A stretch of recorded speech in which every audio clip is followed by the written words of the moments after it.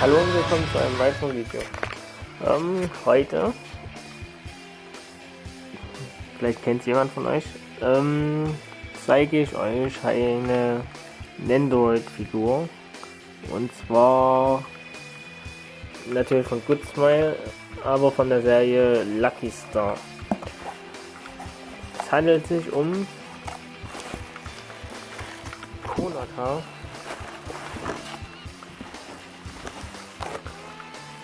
Den Hauptcharakter.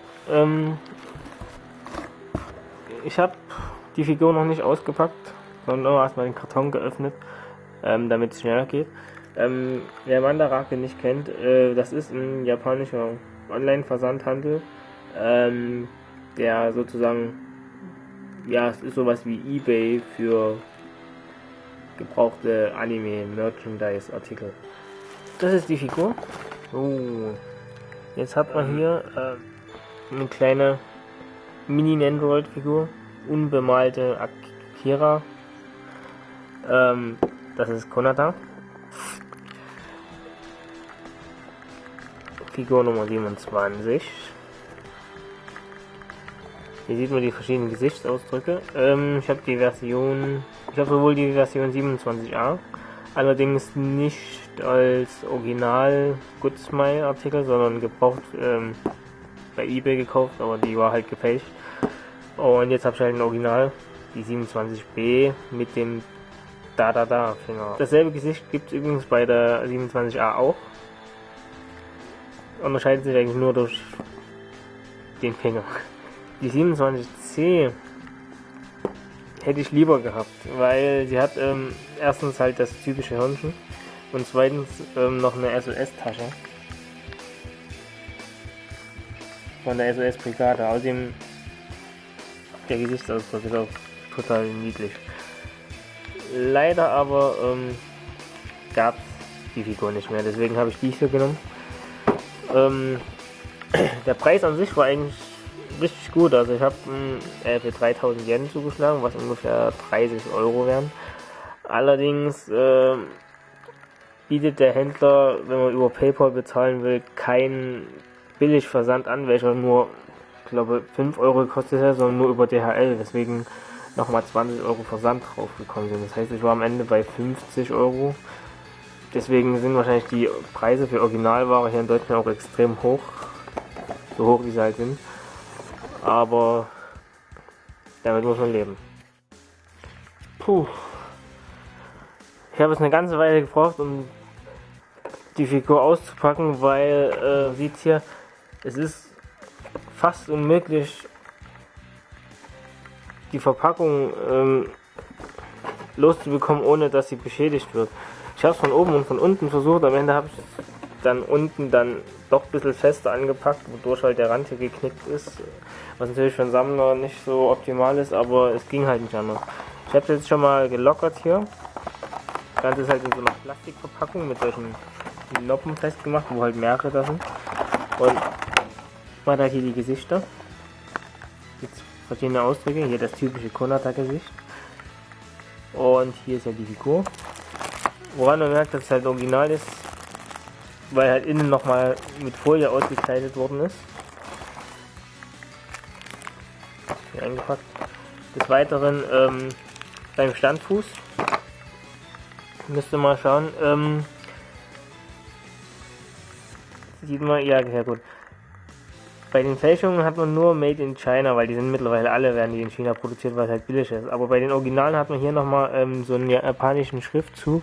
Hier steht jetzt irgendwas Kagami und dann Lucky Star, was Paradise, ja genau, Lucky Star Paradise. Wahrscheinlich Lucky Channel oder sowas, keine Ahnung. Jedenfalls ist halt noch ein japanischer Schriftzug, der es halt unterscheidet von Fälschungen. Das ist also jetzt die Figur.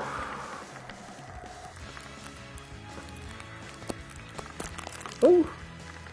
Ups, jetzt habe ich ja kaputt gemacht. Wartet mal. Ja, der Horror von jedem Sammler. Mir ist das Halsstück, wo die Verbindungsstücke sind, gerade beim Auspacken kaputt gegangen. Das ist natürlich sehr schade. Aber da kann man jetzt nicht machen. Jedenfalls, das ist die Figur.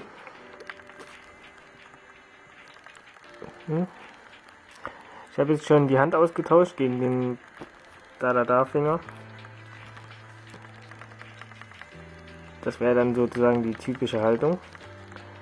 Neben dem Gesicht, ne, hat man hier noch den Stuhl. Und hier ist noch ein Standfuß für die Mini Akira-Figur. So aus. Ist, soweit ich das beurteilen kann, auch ja, auseinandernehmbar. Hier hat man dann noch so eine Packung, wo die Ersatzteile einzeln verpackt sind. Das ist übrigens auch nochmal ein Unterschied zur der Fälschung. Ich habe euch jetzt, einfach um das mal zu zeigen, man, das schmerzt, ne? Noch die Fälschung zum Vergleich hergeholt. Was man schon sieht, ist die Verarbeitung der Farben. Links ist eher so ein Silberblauton und es sieht so aus, als wäre es halt mit Airbrush gemacht. Rechts ist dann schon viel durchgehender, man sieht auch, dass es höhere Qualität hat. Ich habe hier noch eine Mini-Figur, auch original Good Smile, und sieht man schon.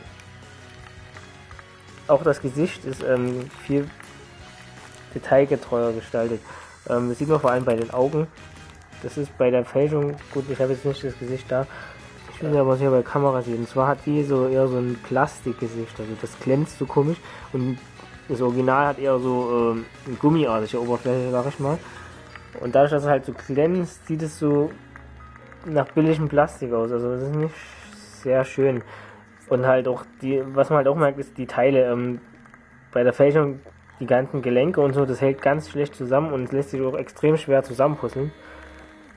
Wohingegen sich beim Original das halt ziemlich leicht bewegen lässt, beziehungsweise auch leicht wieder auseinanderpuzzeln, bauen lässt.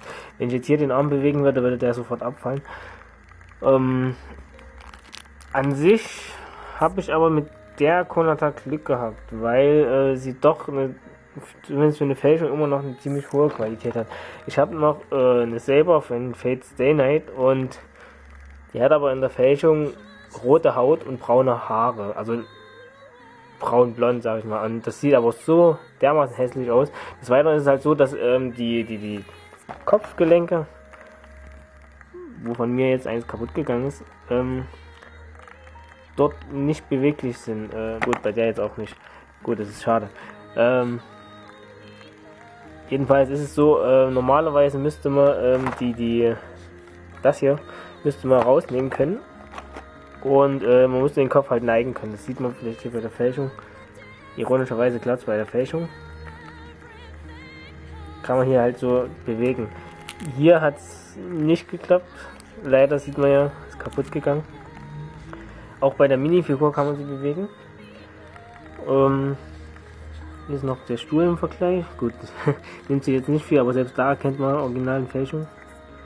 Der Stuhl ist halt, sieht niedlicher aus vom Original.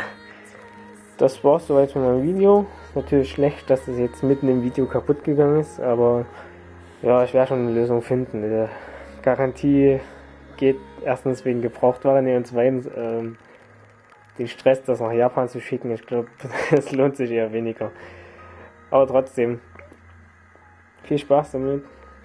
Ja, noch eine kleine Ergänzung, weil ich es gerade hinbekommen habe.